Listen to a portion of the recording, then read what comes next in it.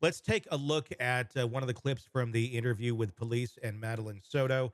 The main point here is the police pointing out to her that she keeps prioritizing Stephan over her Yeah. daughter. And there's some real disturbing reactions here when it comes to, I guess, just kind of brushing off, for lack of a better term, images of him assaulting her daughter. And, oh, well, Yep. there's that. But then she just moves on. Let's take a look and we'll talk on the other side.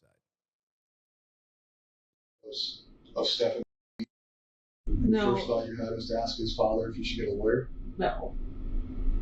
I saw a picture. I didn't see the. I didn't know she was getting until yesterday. I saw the picture of the oral sex happening, and I knew that was true, right? That's evidence. That's for real. That's fucking happening. But I kept thinking, they're going. I don't know why I can't tell you why my brain kept thinking, no, he didn't kill her. Not that he didn't kill her, but she's still missing. She's still out there. She was taken.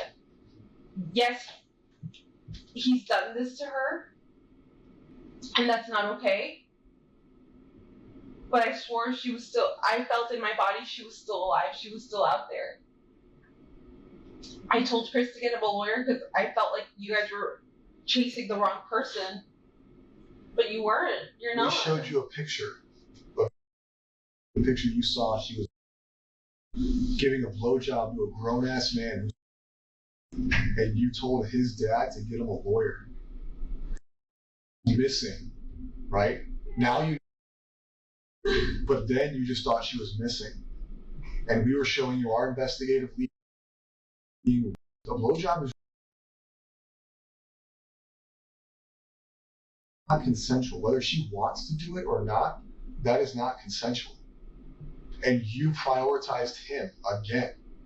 You prioritized him by offering him or telling his dad to get him a lawyer. Not what the fuck did he do? Not, hey, we need to figure out what happened. No, let's protect Stephan. I was in shock. No, that's not shock. That is your natural instinct to protect Stephan. Okay? And if that's naturally how you react, that's fine. But that goes into what I've been telling you this whole conversation is I don't believe a lot of the things you're saying, and I don't believe a lot of the things you say you weren't aware of. And that is because you've now shown me twice that your first reaction, no matter what you were told or shown, missing and we're seizing the cell phone, or we're showing you pictures of her giving him a blowjob, your first reaction is to protect Stephan. So now, ordered by Stephan, you're aware of this. You were shown pictures of this. You were shown pictures of her body in his car with a seatbelt on, right? We have played it out for you. Now you're in a stage where he's in jail. You know she's passed away, and now you can feel emotion, right? Until that point, when you were shown that she was deceased, your continued first reaction is to protect this guy. You just said, I only saw a picture of him, whatever your verbiage was, I say blowjob, of his penis in her mouth, and your first reaction was, fuck. Oh my, victimized? No. She's being abused? No. It's Stephan needs a lawyer. Okay, lots to unpack there. What was your take on that?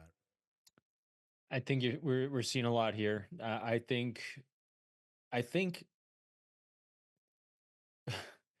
for the probability of her being unaware is pretty much zero because and the cop did a great job earlier on, describing that, even couples that are cheating on each other with distance know that something's going on. Yeah. There's red flags, and they lived in the same house. And so the likelihood and probability of her not being aware, I'd say, is 0.01%. But what we're seeing here, we're seeing an emotional reaction to a truth bomb being dropped on her where she doesn't have the ability to disassociate from it. I think she disassociated herself from the reality. I remember I read those descriptions to you of what dissociative disorder can do. Loss of memory, trauma, all these. I think she was witnessing it and completely in those moments, she was zoning out. So she wasn't absorbing what her eyes were seeing, because when the truth bombs are dropped, that was happening. And so when you compound that reality of her mental state of horrendous, or just horrendousness, with the fact that, and I wrote this down, the first thing I thought of in here when regarding her and Stefan was, for some reason, and again, I think because of her trauma bonding and her need to feel connected to someone, and I don't even say him, to someone, I say she thinks, I mean, just see how this plays when you think about her reaction. She thinks she can't live without someone like him. Mhm. Not him in particular, I don't think, because she's not really emotional about him. She's I think she's trying to save the idea of him, someone, a guy, a man in her life. And I think she can't fathom that she can exist without someone like that. That's why she's rationalizing the behavior she's seeing, even though the entire time for 4 years she's disassociating from it. Yeah, I just when you hear those facts laid out in front of her, the I don't wanna say callous, but the disconnect of It's disconnect, like 100%. okay, and that's bad, right? Yes, it's bad, or it's not okay. It's more than not okay. It's just not a the reaction of a healthy individual to something like that. She didn't. She just kept going on. Well, she's missing, right? Yeah, and you're sitting there giving a back rub to the guy that you found out did this, and yeah, I don't know. It defies logic, but that's what some people do because their This brains do isn't not work. logical. Yeah. You know, when you deal with the emotional brain, it's not logical. And so here's what I think is good news for justice for Maddie, and that is, all what we're talking about here is not excusing the behavior, it's understanding the behavior. I Mhm. think she is screwed Yeah. because she knew exactly what was going on. She just wasn't absorbing what was going on. That's not an excuse for allowing it to go on. I think she's going to be culpable. I think it's going to be turn out very poorly for her, not nearly as poorly for the Mhm. scumbag that did it to her, to Maddie, but she's screwed. Yeah, I mean, she's immune right now. Anything she said in that interview cannot be used against her. But if there's new evidence that comes out, which I'm sure there will be in a case like this, that can be. So I agree. I don't think it's going to end well. This is such a broken human being. Oh, It just, but at the same point, it's like you're a danger. You're a danger to yourself. You're a danger to other yeah. people out there that you interact with because you are so broken. Hence, you shouldn't be out there in the public. Look what already happened to your daughter. And that's where I just hope she doesn't get a pass on this for helping the authorities. I hope that she is held accountable for her own, for her own part in this, whether she was completely aware of it or not, or even just had the slightest inkling. If you're a parent, you have the slightest inkling something's wrong like that, you don't just push away and create some sort of dissonance to it. But that's The- seemed to be the only thing she knew how to do. I know these two broken people destroyed a child. Yeah. Yeah.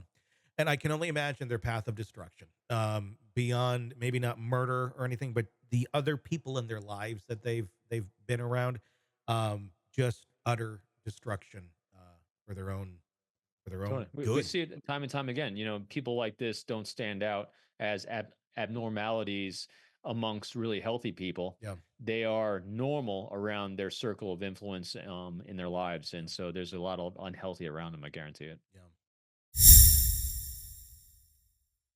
Hey, thanks for checking out the video. Be sure to follow us wherever you download podcasts, and especially Apple Podcasts, where you can get advanced episode and premium content on our premium channel right there. Also, be sure to follow us on social media so you don't miss any breaking updates on the stories that matter to you most. We're on TikTok, X, Instagram, Facebook. Just search Hidden Killers Podcast with Tony Bruschi, and you'll find us right there. Again, thanks for watching.